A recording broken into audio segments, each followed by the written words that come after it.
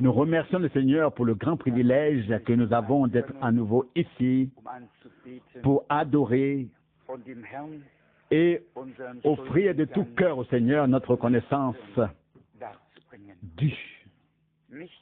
Rien n'est meilleur et plus beau que de pouvoir le faire sans effort.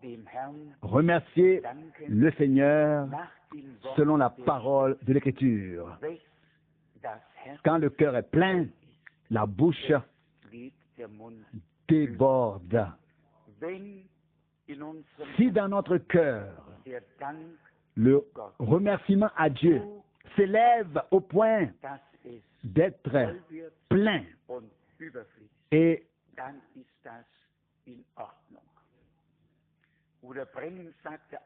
et de déborder, c'est très bien. Frère Branham a dit un jour, si vous chantez seulement aussi longtemps que la musique retentit, et quand la musique s'arrête, votre action de grâce s'arrête et alors tout s'arrête et ainsi de suite. Puis il dit, il y a donc quelque chose qui ne va pas encore. Chantez et jouez à Dieu dans votre cœur avec des louanges, des cantiques de louanges et des remerciements. Je sais que ce n'est pas facile, mais dans le cœur, on peut le faire. Même si on ne peut pas toujours le faire avec la bouche, dans le cœur, on peut le faire. Personne ne peut et ne doit nous enlever cela. Personne ne peut nous l'enlever. Et nous en sommes très reconnaissants. Aujourd'hui, nous avons déjà eu un après-midi très fatigant, de 14h à 17h, tout ce qui était là, mais c'était très béni et c'était très bien. Et nous espérons que ces jeunes, une vingtaine, à peu près, je n'ai pas compté, nous espérons qu'ils ont reçu quelque chose. Et à tous ceux qui étaient là, je voudrais demander, pouvons-nous encore nous mettre dans leurs chaussures, dans leur questionnement, dans leur façon d'argumenter, et ce n'est que si nous le pouvons que nous pouvons les atteindre. Si nous roulons sur la barbe des gens, même s'ils n'en ont pas, et ainsi de suite, cela ne marche pas du tout. Il faut pouvoir aborder les gens avec le cœur. Ne jamais se placer au-dessus d'un autre, mais toujours en dessous. Ce n'est qu'alors que l'on peut le soulever, n'est-ce pas? Nous devons porter les fardeaux les uns des autres, mais cela n'est pas possible si nous nous plaçons au-dessus de l'autre. Cela n'est possible que si nous nous plaçons en dessous, n'est-ce pas?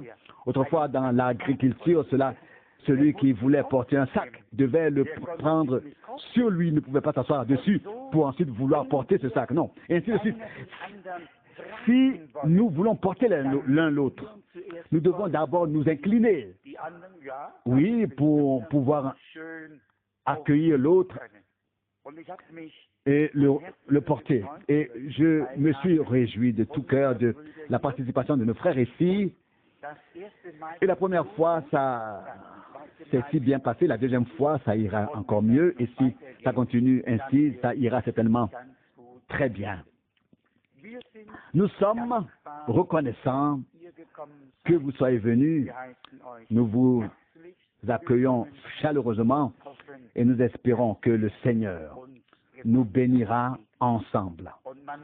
Et on remarque en parlant avec les autres où il nous manque encore à nous-mêmes. Lorsque nous sommes entre nous, nous pensons peut-être que nous avons déjà tout ce qu'il faut. Et lorsque certaines questions nous sont posées, on remarque que les bouts ne sont pas tout à fait rassemblés ici et là. Mais merci à Dieu pour chaque personne qui peut encore comprendre qu'elle n'est pas encore là où Dieu voudrait qu'elle soit. Et le Seigneur a fait tant de bien et de grandes choses pour nous. Il nous a mis à son école. Nous avons pu nous asseoir à ses pieds et nous avons entendu des paroles que des millions n'ont pas entendues. C'est quelque chose de grand, mais cela nous fait plier dans la poussière et la cendre quand nous réfléchissons au fait que des gens n'ont pas encore eu l'occasion et n'ont jamais entendu parler de ce que Dieu fait maintenant. Et on sait qu'ils sont sur le mauvais bateau. Le Seigneur n'est même pas là, car là où est le Seigneur, là est sa parole. Là est la révélation de sa volonté. Mais rester humble de cœur, avoir une profonde compassion, c'est un don de Dieu. Et c'est ce que le Seigneur nous donne sans cesse. Et nous pouvons dire avec Paul, ce que je suis, je le suis par grâce. Et la grâce de Dieu ne nous a pas été accordée en vain. 1 Corinthiens 15, verset 10. Je ne suis préparé à rien, seulement à ce que Dieu nous bénisse. Et cela suffit déjà en fait. Cela suffit déjà en fait. Nous sommes préparés à ce que le Seigneur nous bénisse ensemble. Et de même qu'il nous a instruits dans les Écritures, il veut nous enseigner la foi.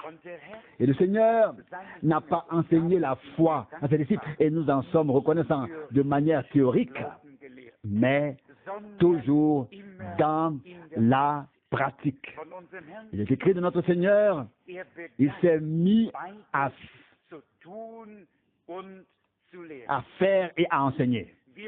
Nous commençons à enseigner et la pratique se fait attendre. Il a commencé, lui, par contre, à faire. Puis, il a continué à enseigner. Et ainsi, en enseignant. Et ainsi, tous étaient enseignés par Dieu. Ils voyaient l'action divine, la confirmation et recevaient ensuite l'enseignement par-dessus tout. Je voudrais faire suite à la parole que nous avons lue et vous serez étonnés de ce que notre Seigneur lui-même a dit. Nous avons ici, c'était le psaume 115, n'est-ce pas, je crois, oui. Nous avons lu, verset 1, ce n'est pas à nous, au Seigneur. Non, pas à nous, pas à nous. Non, rends gloire à ton nom. C'est dans l'évangile de Jean, au chapitre 5, au verset 41 qu'il est écrit, Jean 5, verset 41. Je ne reçois pas la gloire des hommes.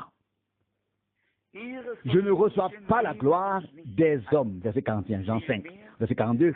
Au contraire, j'ai reconnu en vous que vous n'avez pas en vous l'amour envers Dieu.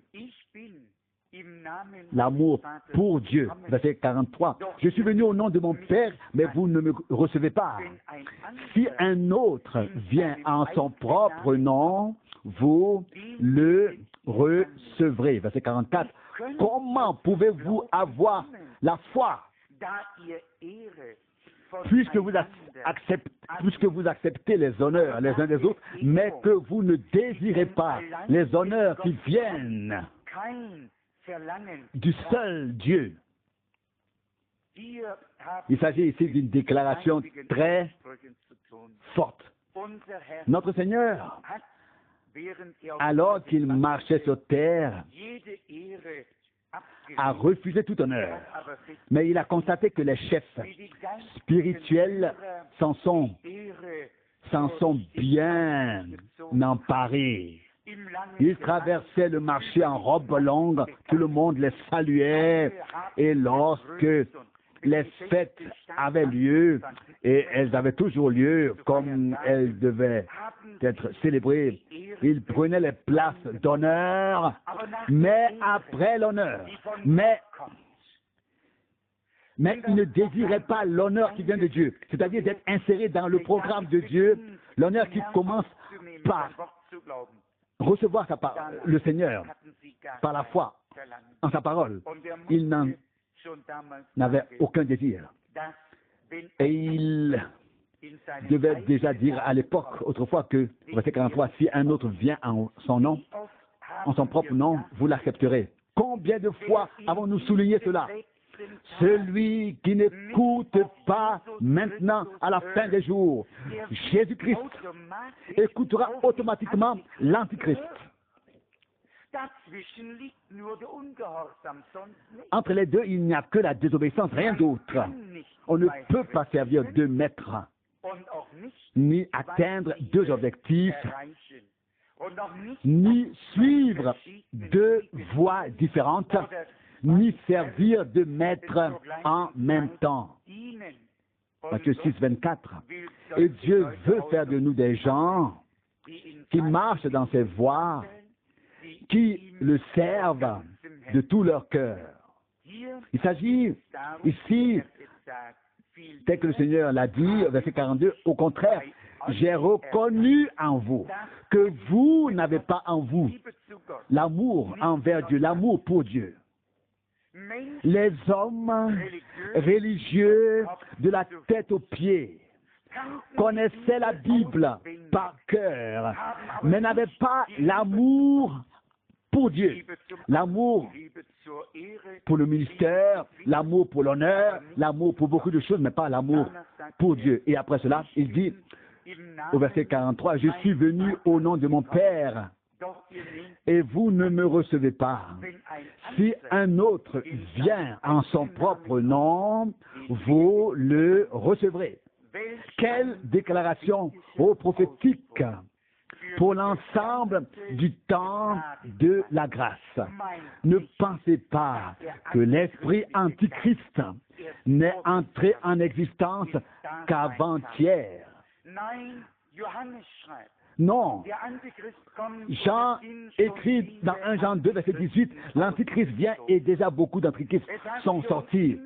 Il y a toujours eu ces deux lignes, Caïn et Abel, Moïse et Balaam, Christ et Judas, l'Antichrist et Christ à la fin. Toujours ces deux lignes. La différence est clairement visible. Dieu est de notre côté seulement lorsque nous sommes mis de son côté. Et cela se manifeste par et dans le fait que nous l'aimions, que nous l'aimons. Et si nous l'aimons, nous aimons sa parole par-dessus tout. Et alors, nous l'accueillons, nous la recevons dans notre cœur. Il est même remis en question, et il est même dit, au verset 44, « Comment pouvez-vous venir à la foi, puisque vous acceptez l'honneur les uns des autres, vous les acceptez. »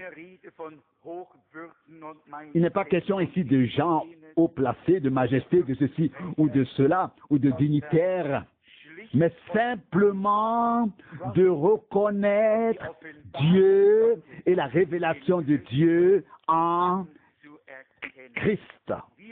En tant qu'être humain, nous sommes tous égaux.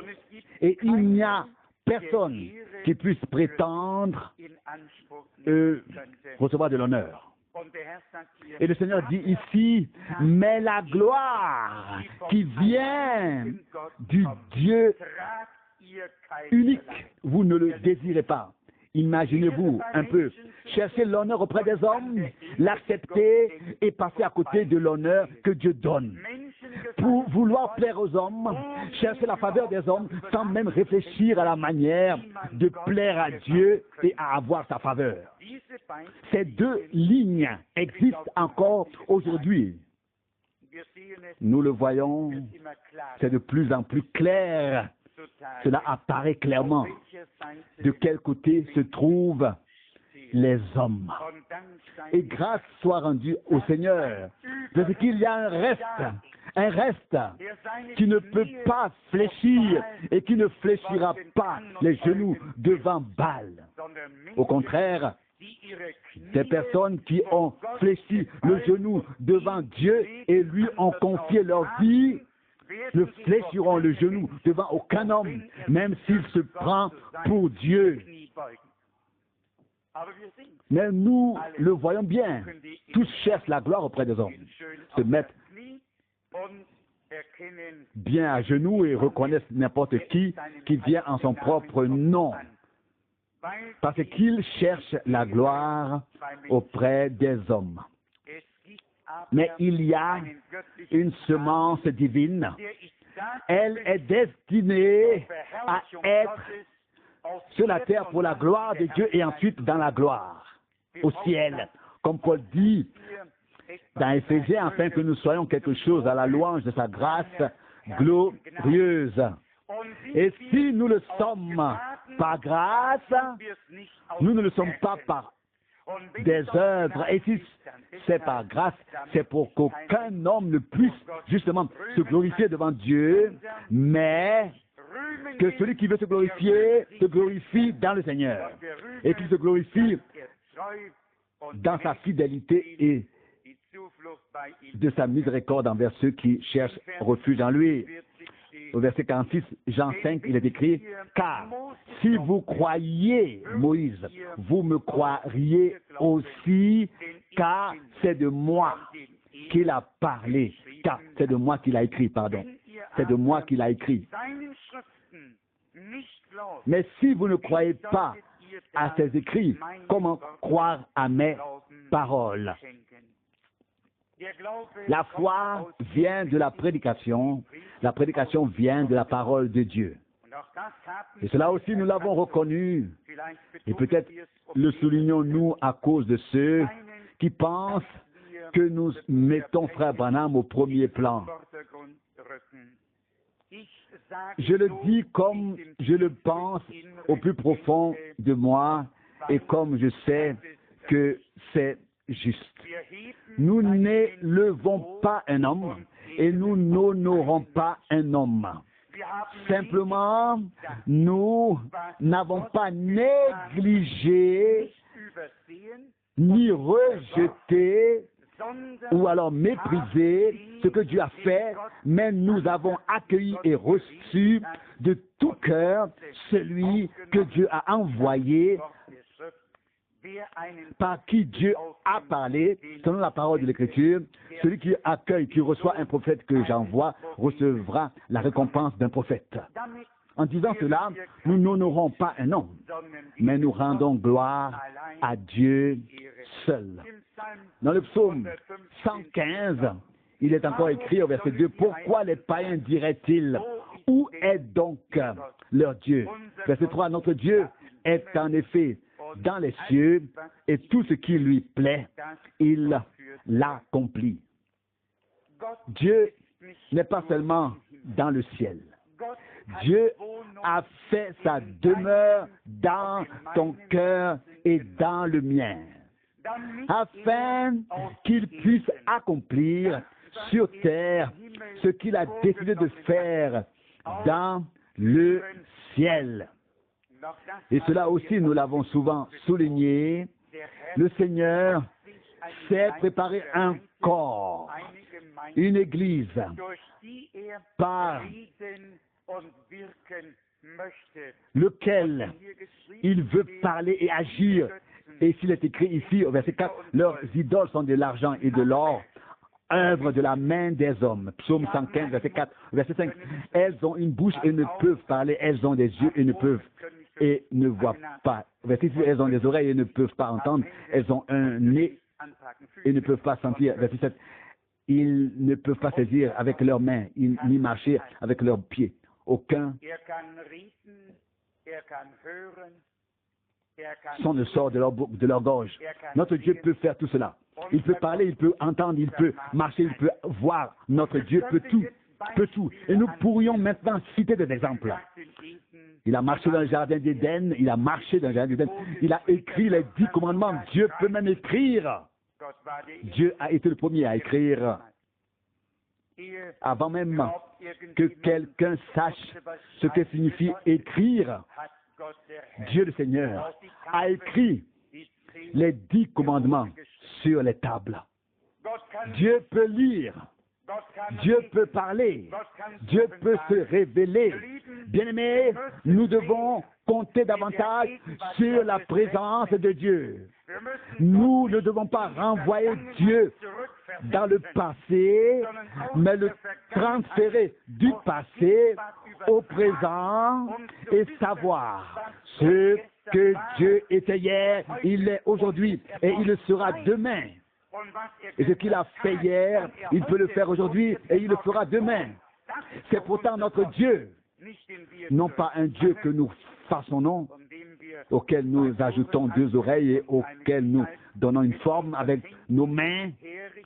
Mais ce qui est beau, c'est que nous ne créons pas Dieu, mais que nous croyons qu'il nous a créés. Et c'est en cela que consiste une double révélation que le Seigneur nous a donnée. Tous ceux qui se font une représentation de Dieu et le façonnent de manière si belle n'ont finalement pas Dieu. Ils ont une idole. Celle-ci a certes des oreilles et un nez, elle est très belle, mais elle n'a pas de vie, pas d'ouïe, pas de vue, rien du tout. Il en va de même pour tous ceux qui n'ont pas reçu la révélation de Jésus-Christ, parlant spirituellement. Donc, dans le domaine spirituel, ils se font un Dieu. Et j'ai été vraiment étonné ces derniers jours de voir cette divinité dans le catéchisme catholique. Quand on la voit dans un miroir, le Père est assis à droite, il a le bâton de commandement, le sceptre dans la main, le Fils est assis à gauche, il tient la croix dans une main et tient un livre dans une main et l'autre main est au-dessus du livre et le troisième est assis si beau comme une colombe au milieu des deux. Oui, ça ce n'est pas notre Dieu. Notre Dieu est un Dieu, constitué d'une seule personne, un vrai Dieu, mais pas quelque chose que les hommes peuvent imaginer.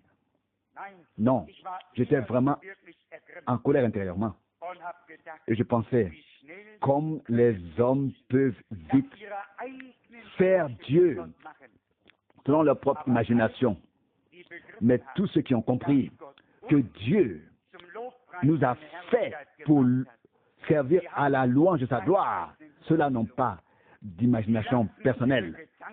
Ils ne laissent pas leurs pensées courir librement, mais s'engagent sur les traces de la révélation de Dieu lui-même. Dieu est par nature esprit et c'est ensuite révélé. Au fil du temps, il a marché dans le jardin d'Éden déjà, était dans la colonne de feu. Christ était le rocher qui accompagnait le peuple d'Israël dans le désert. Qui veut expliquer tout cela? Dieu ne cherche pas des gens qui peuvent l'expliquer.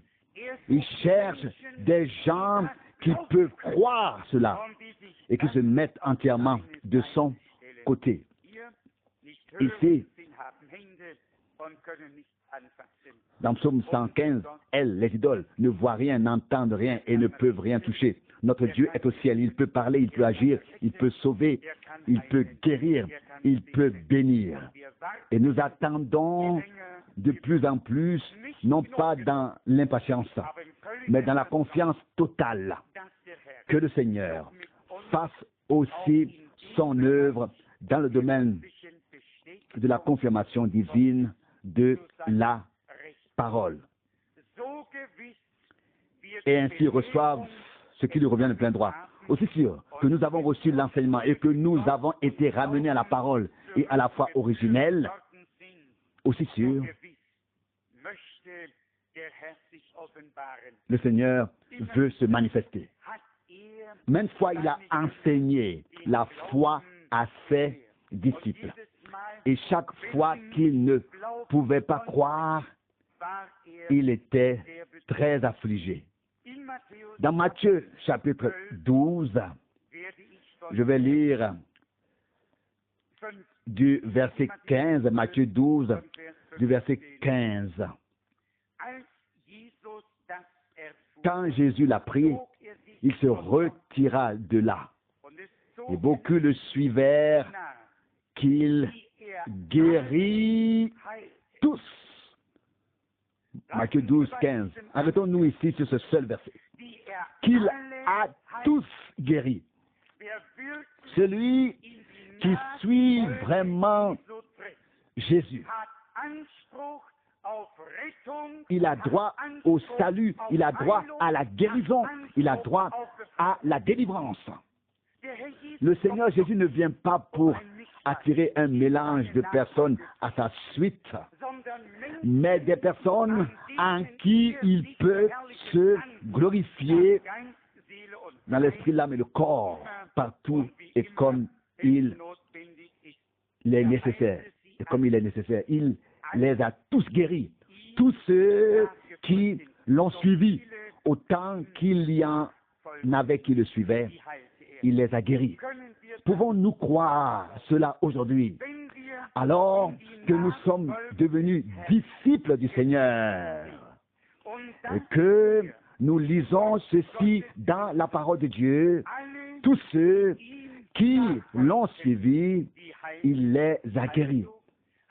En tant que disciples de Jésus-Christ, nous avons donc un droit divin au salut, un droit divin à la guérison, un droit divin à la délivrance. Nous devons vraiment confirmer et dire cela intérieurement par un Amen. Et dire, Seigneur, si nous n'y croyons pas encore tout à fait, aide notre incrédulité, afin que nous puissions l'accepter. Ensuite, le verset 18 poursuit, au verset 18, voici mon serviteur que j'ai choisi, mon bien-aimé en qui mon cœur a pris plaisir.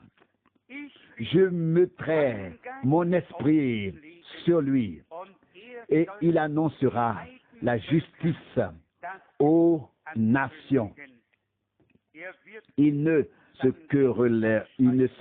querellera pas, il ne criera pas et personne n'entendra sa voix dans les rues. Verset 20, il ne brisera pas le conduit plié et il n'éteindra pas la mèche qui brûle jusqu'à ce qu'il ait fait triompher la justice. Verset 21. Et en son nom, les nations païennes mettront leur espérance. Oh, quelle parole puissante! Et en son nom, les nations païennes mettront leur espérance. Tout d'abord, le salut était destiné aux Juifs. Et il est en effet écrit, le salut vient des Juifs, Jean 4, 22. Vous savez bien qu'il vient de Dieu, mais les Juifs l'ont ensuite rejeté et il est passé aux païens. L'Esprit de Dieu a reposé sur notre Seigneur, afin que toute promesse écrite sur lui s'accomplisse par lui. Le même Esprit de Dieu doit reposer sur nous. Alors il n'y a plus de querelle, plus de cris, plus de dogmatisme.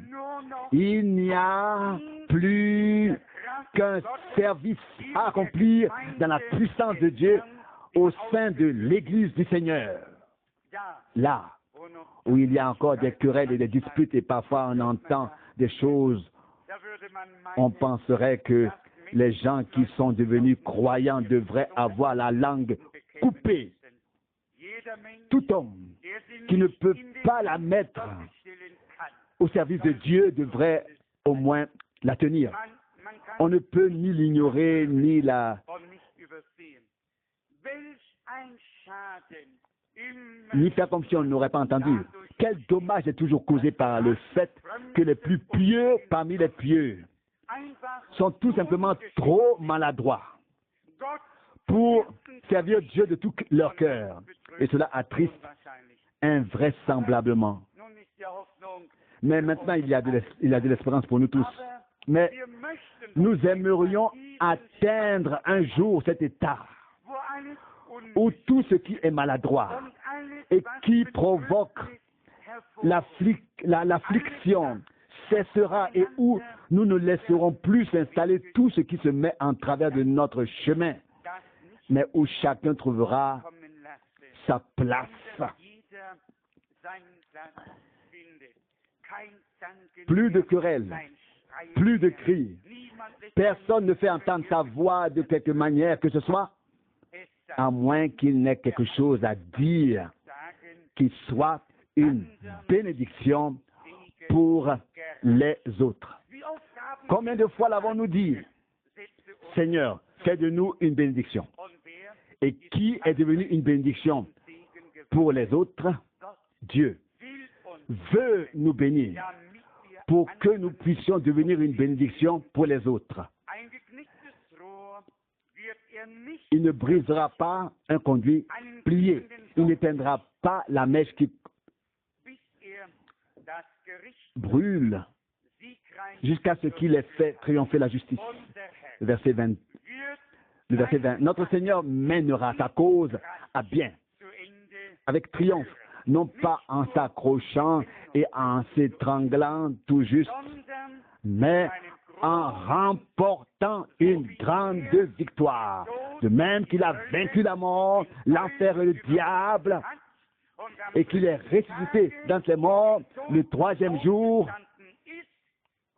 puis qu'il est entré dans la gloire après les 40 jours avec tous ceux qui étaient ressuscités avec lui. De même, lors de son retour, il aura révélé sa victoire totale. Paul écrit en effet, il n'est pas encore manifeste que tous les ennemis ont été mis à son marchepied, car le dernier ennemi, c'est la mort. Et jusqu'à présent, comme nous le constatons à chaque enterrement, la mort est toujours là. Elle prend les croyants comme les non-croyants.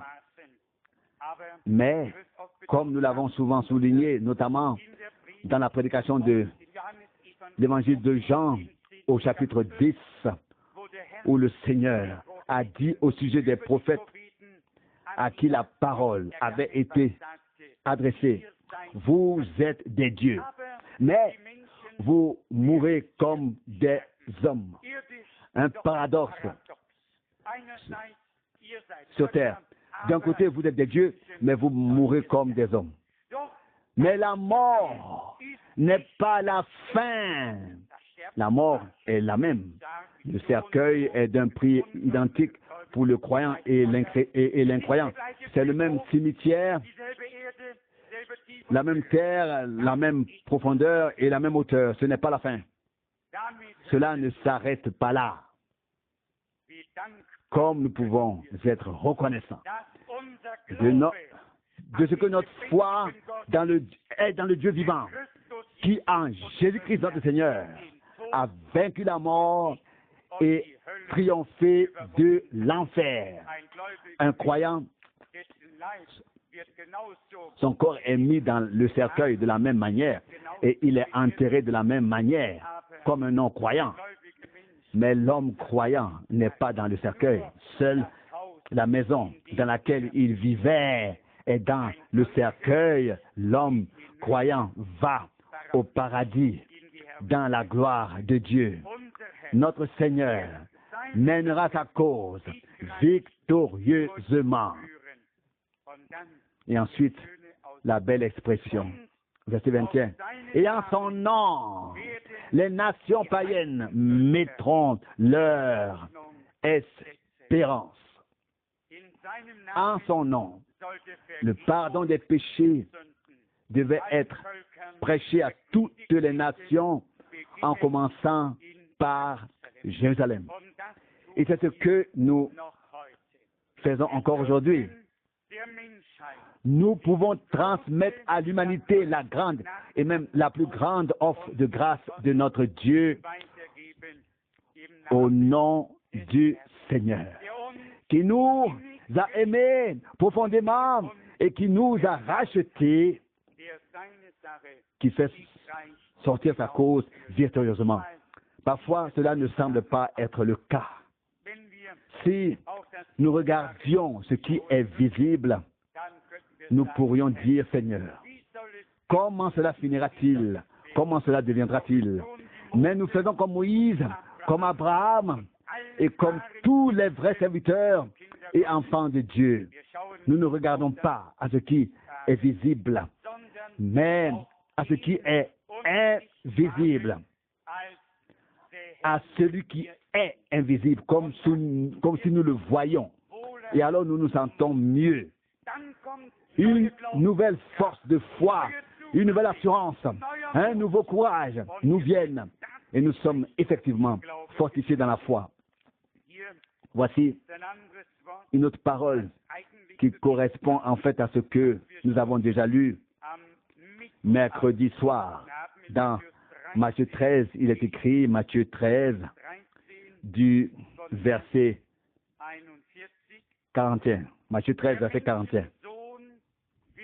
Le Fils de l'homme enverra ses anges qui rassembleront de son royaume tous les scandales et tous ceux qui pratiquent l'iniquité.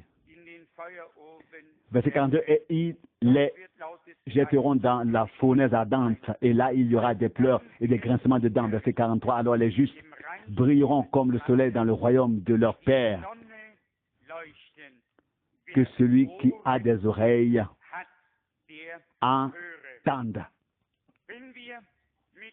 Si nous allons avec cette parole à ce que nous avons lu mercredi dans l'évangile de Matthieu au chapitre 18, il est écrit ici au verset 6. Matthieu 18, verset 6.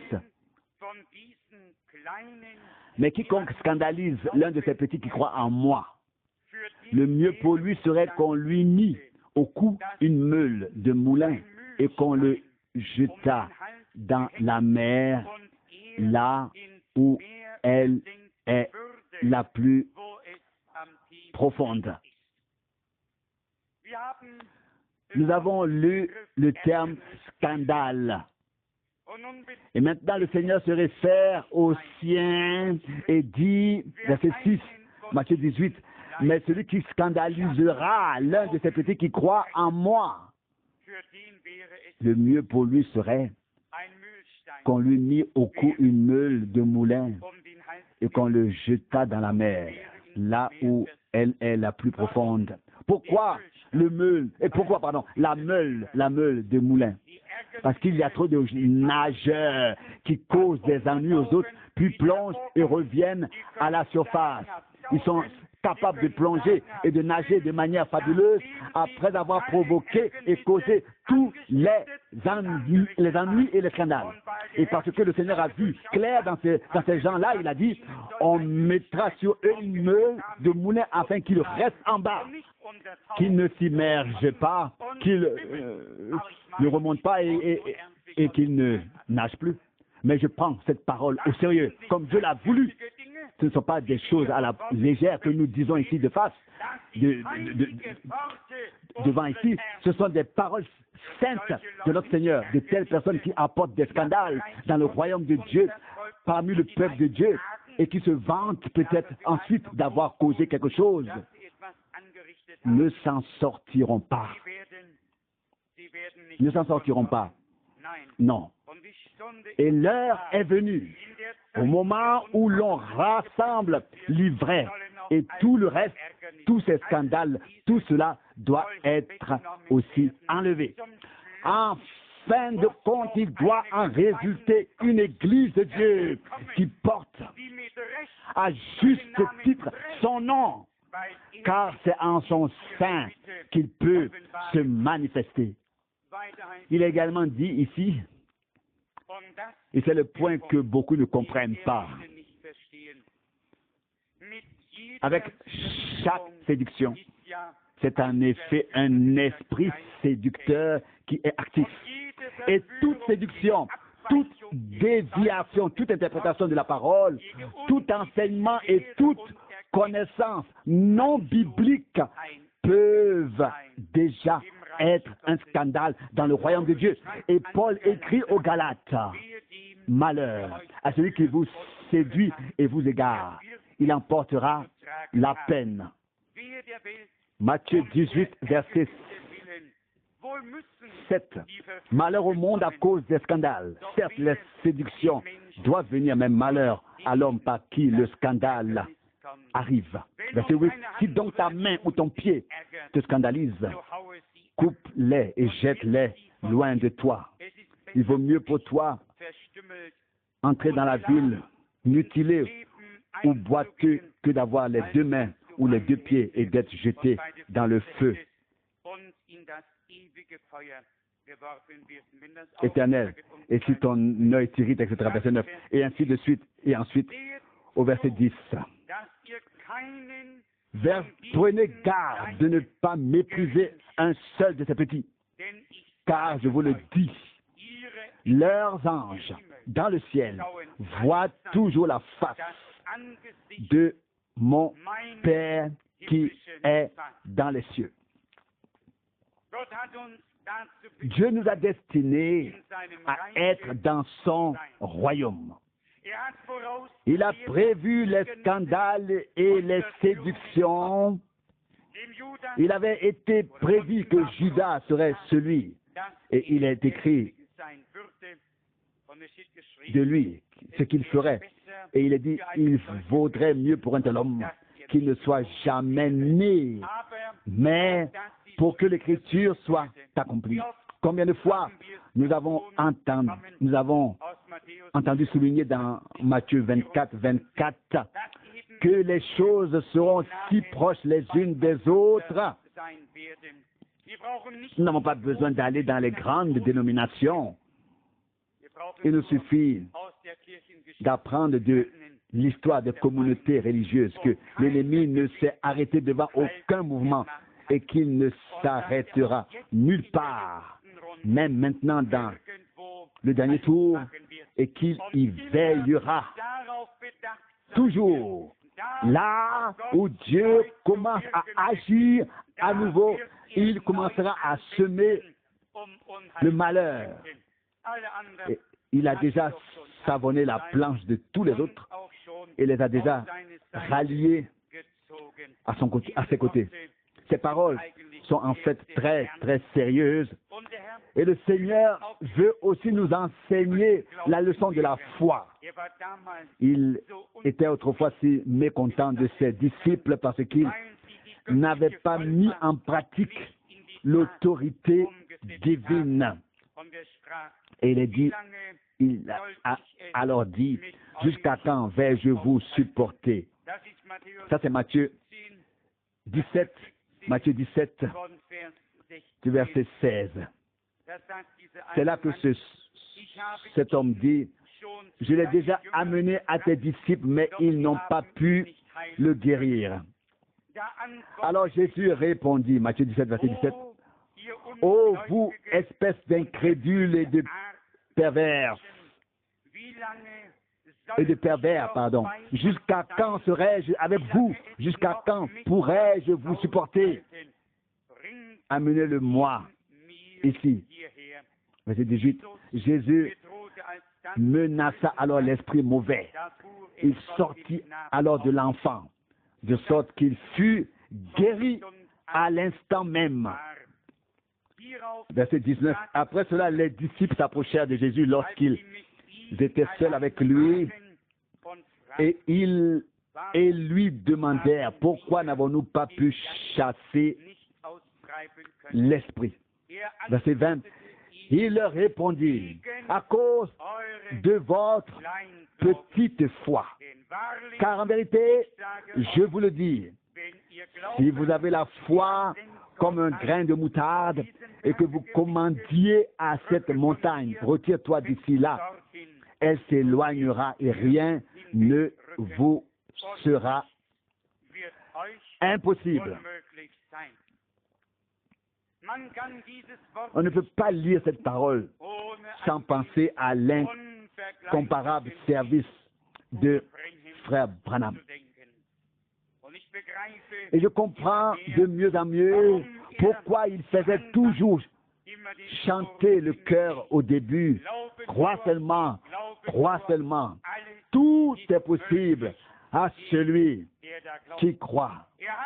Dans la foi, il s'est rangé du côté de Dieu, du côté des promesses de la parole, et il a considéré comme un mensonge tout ce qui était contraire à la parole, et il a considéré les promesses de Dieu comme la vérité, et il a ainsi honoré Dieu dans la foi et dans l'action de la foi, en agissant dans la foi. Ici, les disciples n'ont pas pu guérir un malade. Et le Père est alors venu vers Jésus. Et vous voyez bien ce qu'il a dit aux siens. « Oh, vous, espèces de gens incrédules et pervers. » Si le Seigneur prononçait une telle déclaration à mon égard ou à ton égard, nous serions choqués jusqu'au dernier jour de notre vie. Mais il est écrit, la foi sans les œuvres est morte en elle-même. Quand une chose est morte, nous voulons l'enterrer. L'un de nous prononce alors le discours d'adieu. Que voulons-nous faire d'une foi morte avec elle nous pouvons nous faire enterrer? Ce qu'il nous faut, c'est une foi vivante. Et j'ose dire, la foi en un Dieu vivant doit être une foi vivante. La foi en une idole morte, c'est une foi morte. L'idole ne peut ni entendre, ni voir, ni rien du tout. Mais Dieu est un Dieu vivant. Et parce qu'il est un Dieu vivant, notre foi en lui est une foi vivante. Si c'est une foi vivante, alors lui, la vue, l'action et la marche sont là. Alors nous aussi, nous avons été rendus vivants par la foi en Jésus-Christ. Comme il est écrit, 1 Pierre 1, verset 3, par la résurrection de Jésus-Christ d'entre les morts. Oh, espèce d'incrédule, c'est ce qu'il dit à ses disciples, à ceux qui le suivent. C'est ce qu'il nous dit aujourd'hui. Oh, vous qui croyez, vous croyants, combien de temps encore hésiterez-vous? Persévérez-vous dans la petite foi et ne croirez-vous pas comme l'Écriture l'a dit? Oh, verset 17, vous, espèces d'incrédules et de pervers, jusqu'à quand serai-je avec vous? Jusqu'à quand vous supporterai-je?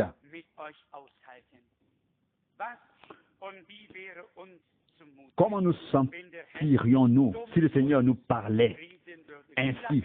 Jusqu'à quand serai-je avec vous? Jusqu'à quand me donnerai-je de la peine avec vous? Jusqu'à quand parlerai-je avec vous?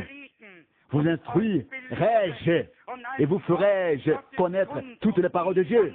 Combien de temps cela va-t-il continuer avec vous sans que les résultats divins ne se voient et ne s'entendent? Bien-aimés, nous sommes tous confrontés à cette tâche immense en ce moment. Le Seigneur nous a parlé. Et il est jusqu'ici satisfait de nous. Nous avons été de bons élèves, nous avons bien écouté, nous avons reçu les choses qu'il nous a dit avec foi. Mais maintenant, il veut que nous avancions dans la foi. Ce même Seigneur, avant de quitter cette terre, a prononcé cette phrase puissante. Jean 14, verset 12, « Les œuvres que j'ai faites, vous les ferez aussi, et même de plus grandes, car je vais au Père. Il faut en arriver à ce que notre foi ait deux jambes saines, deux yeux sains, deux mains saines, que notre foi devienne mobile en regardant le Dieu vivant. Considérons les héros de la foi comme des exemples et disons, Seigneur, en vérité, il y a encore un manque chez nous. Nous n'avons pas encore osé te prendre à ta parole. Mais maintenant, nous voulons le faire avec foi. Te prendre par ta parole. Les disciples l'interrogèrent.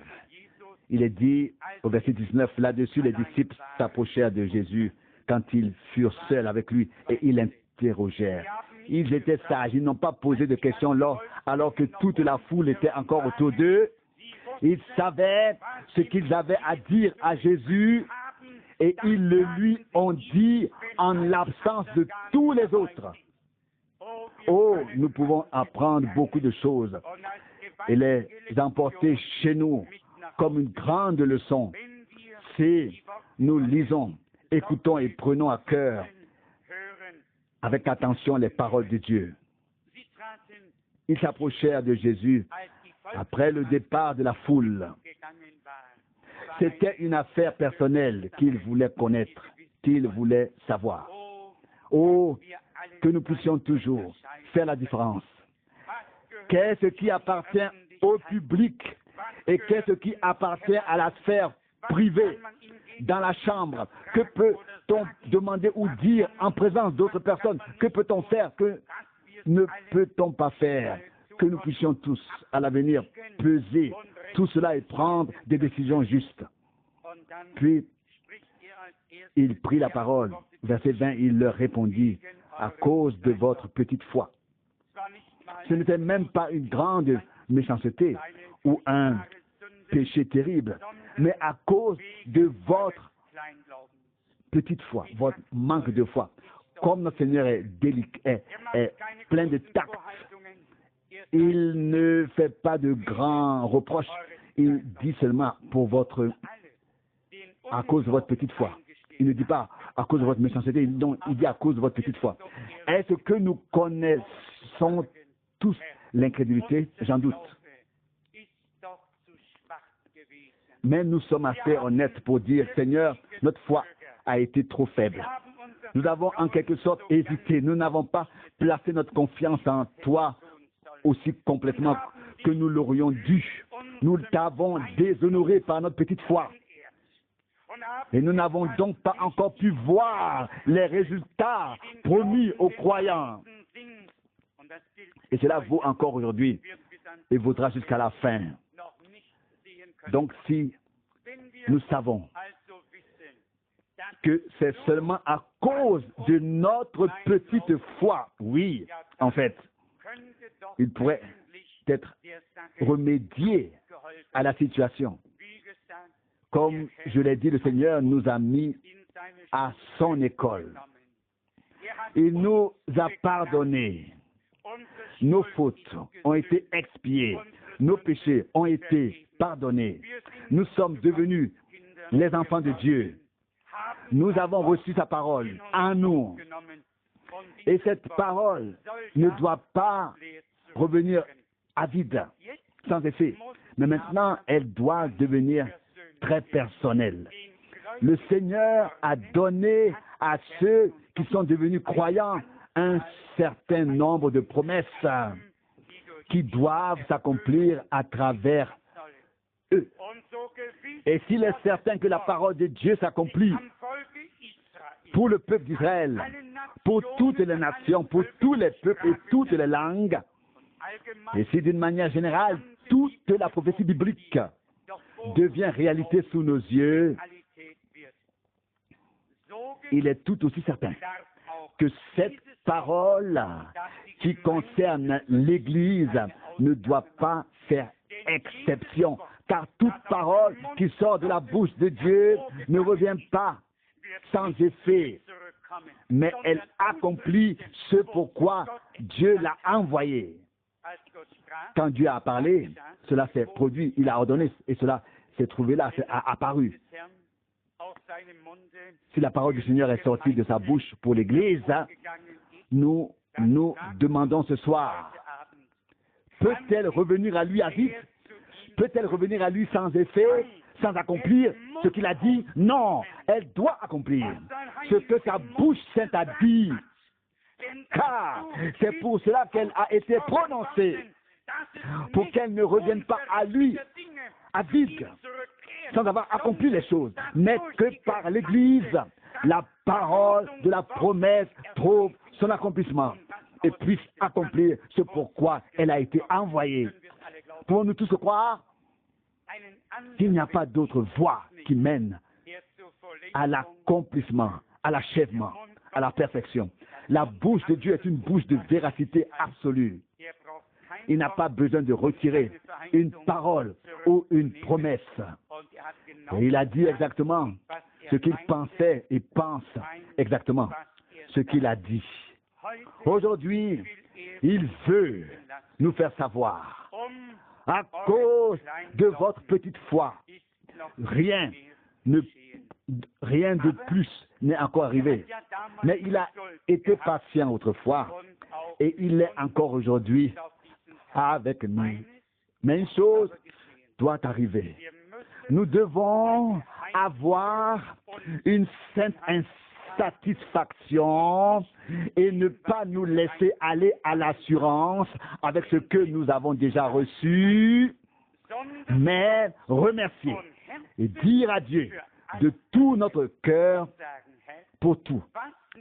Seigneur, ce qui n'a pas encore été accompli, tu le feras encore s'accomplir et nous verrons ta gloire.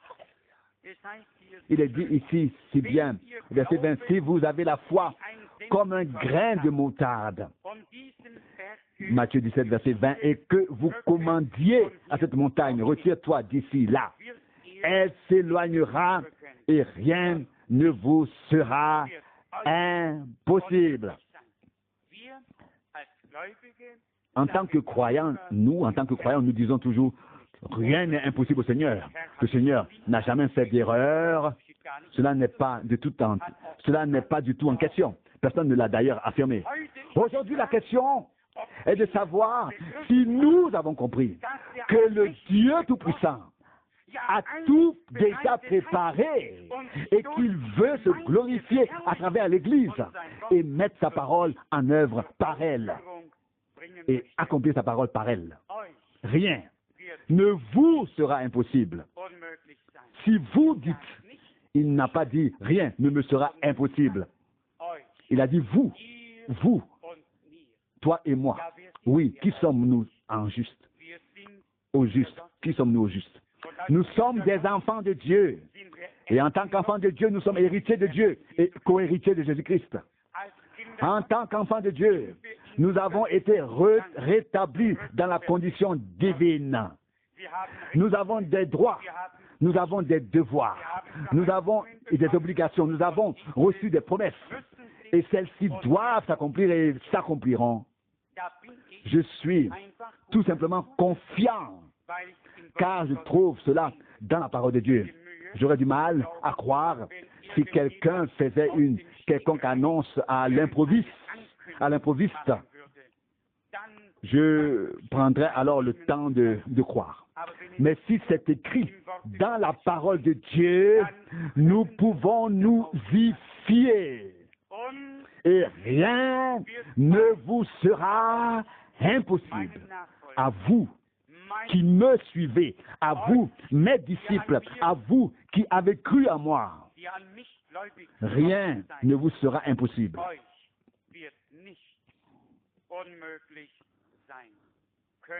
Pouvons-nous croire cela? Pouvons-nous le saisir sans effort? Simplement croire. Mais la foi, nous l'avons vu à maintes reprises dans le ministère de Frère Branham, il se tenait sur la plateforme et disait, « Je suis livré à moi-même aussi impuissant que vous tous. Puis il dit soudain, ce n'est pas moi qui actionne ce don, qui exerce ce don, mais vous qui avez entendu la parole, c'est vous qui mettez ce don en action. Ce n'est que là où Dieu peut opérer la foi dans l'auditoire. C'est seulement là que les dons de l'Esprit peuvent être mis en action. Il n'y a pas de personne qui puisse s'avancer devant et dire, voilà, maintenant nous faisons ceci et puis cela et puis encore autre chose et maintenant ceci et cela va se passer. Non, un tel homme de Dieu n'a pas encore existé. Des imitateurs, ils savent exactement ce qu'ils doivent faire et ce qui va se passer et ils le disent même aussi aux gens. Mais nous n'en ferons pas partie jusqu'à la fin. Nous voulons, après avoir entendu et cru la parole originale de Dieu, vivre la vraie action originale de Dieu. Et là, il faut une collaboration, une harmonie entre la parole annoncée et nous tous qui l'avons entendue pour que la foi puisse devenir à nous une puissance de Dieu pour que nous ayons la conviction.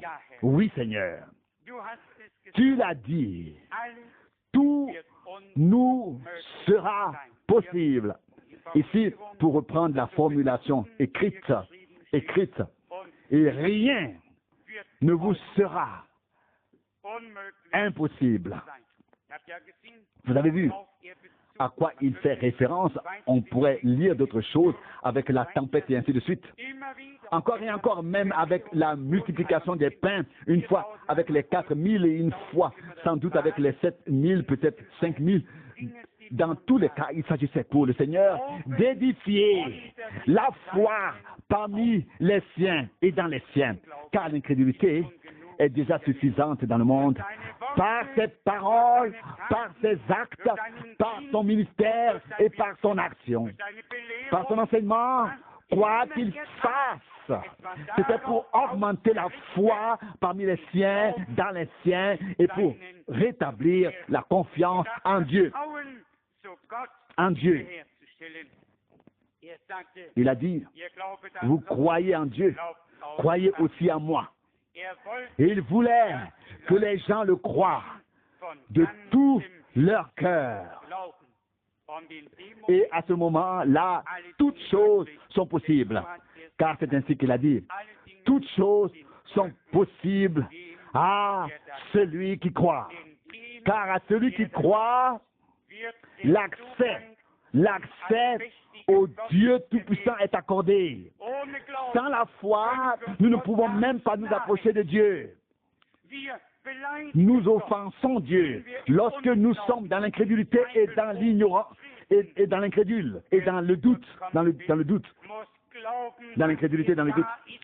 Celui qui veut aller vers Dieu, qui veut venir à Dieu, doit croire qu'il est là, présent, et qu'il récompensera ceux qui le cherchent et leur donnera ce qu'ils demandent. N'est-ce pas là une parole glorieuse? Toutes plus précieuses les unes que les autres, et chacune est la vérité absolue. Nous n'avons pas besoin de crier à ce sujet, ni de présenter une force ici devant nous, devant la chair. Non, la puissance de Dieu est dans sa parole. Et si nous avons reçu réellement sa parole en nous, alors l'évangile de Jésus-Christ, le crucifié, devient pour toi et moi une puissance de Dieu. Et ce qu'est la puissance de Dieu, nous ne voulons pas le savoir en théorie, nous voulons en faire l'expérience. Sommes-nous prêts à croire en Dieu, à croire Dieu? Sommes-nous prêts à nous laisser réprimander et à dire, Seigneur, si nous considérons cela comme il se doit, le même reproche nous atteint, nous concerne aujourd'hui. Aujourd'hui, tu nous dis en tout amour, oh, espèce d'incrédule et de pervers. En effet, nous sommes toujours si justes à nos yeux, et nous avons toujours raison, n'est-ce pas? Mais le Seigneur a dit, ô vous, espèces d'incrédules et de pervers, jusqu'à quand serai-je avec vous? Jusqu'à quand vous supporterai-je? Verset 17. Combien de temps encore? Je dirais, Seigneur, sois patient avec moi, sois patient avec nous, jusqu'à ce que tu aies pu accomplir tout ce que tu as promis. Que la parole, pour que la parole et les actes soient en accord. Car avec Dieu, c'est toujours comme ça. Les paroles et les actes concordent toujours exactement. Si seulement le Seigneur pouvait réussir à écarter tous les obstacles, toutes les contrariétés, tout ce qui a trait à la séduction, tout, scandale et discorde. Et comme je le dis parfois au Seigneur, à ma manière d'enfant, Seigneur, ouvre-moi le chemin pour que je puisse à nouveau te l'ouvrir. Vous savez, on parle souvent ainsi au Seigneur et on épanche son cœur. Nous pouvons le faire. Que ce service divin d'aujourd'hui nous ait tous servis de la part de Dieu pour toujours et que nous ayons compris que nous ne pouvons honorer Dieu que par la foi. Amen. Levons-nous et prions.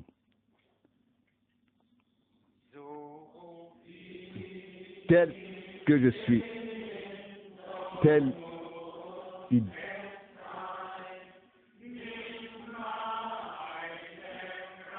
doit être, pas ma force, mais la tienne. Ton sang me lave des péchés. Ô Seigneur, ô agneau de Dieu, je viens, je viens.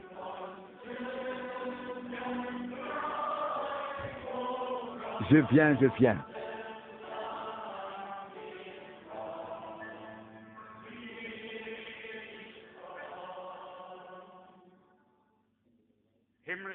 Père céleste, nous avons entendu ta parole. D'une part, nous avons été angoissés. D'autre part, nous avons été consolés.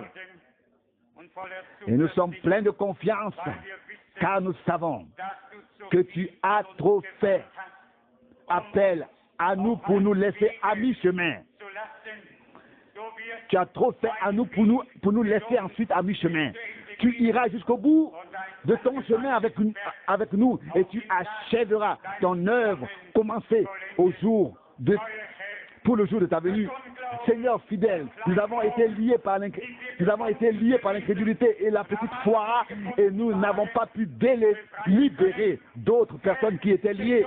Seigneur, accorde-nous la liberté spirituelle, la liberté de mouvement dans les limites de ta parole. Et que tout ce qui veut nous retenir prisonniers soit brisé en ton nom, par ta puissance, ô Seigneur.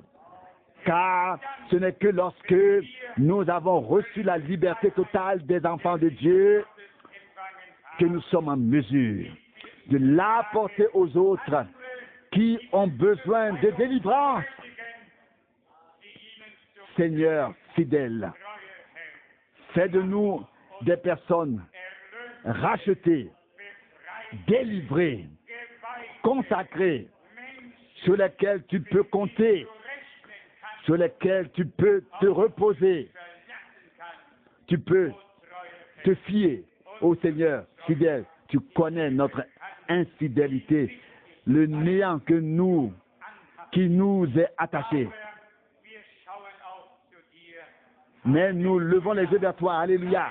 Louange, gloire et honneur à ton nom. Seigneur fidèle, tu nous as parlé si merveilleusement.